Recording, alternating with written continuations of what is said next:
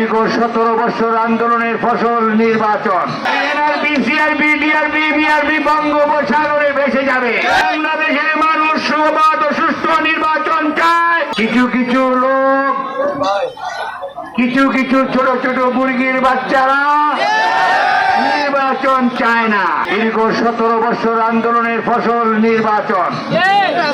আমরা একটি অবাধ ও সুষ্ঠু নির্বাচন চাই, কিন্তু কিছু দল, কিছু লোক, কিছু ছোট ছোট মুরগির বাচ্চারা নির্বাচন চায় না। কারণ নির্বাচন দিলে তাদের কোনো বেল নাই। নির্বাচন যারা ছাড়াই যা খাইতে পারে, লড়তে পারে, এটাই তাদের লাভ।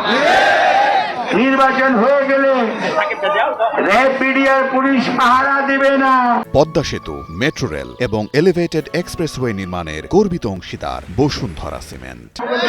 নির্বাচন হয়ে গেলে সার্কিট হাউসে ঘুমাইতে পারবে না। নির্বাচন হয়ে গেলে সচিবালয় দালালি করতে পারবে না। নির্বাচন হয়ে গেলে পাস করতে পারবে না। তাই এখন তারা নির্বাচন চায় না। তারা কি চায়?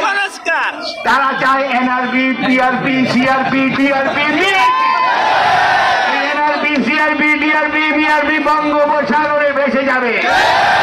বাংলাদেশের মানুষ সুবাদ ও সুস্থ নির্বাচন চায়। আগামী ফেব্রুয়ারিতে ইনশাআল্লাহ অবাধ ও সুস্থ নির্বাচন হবে।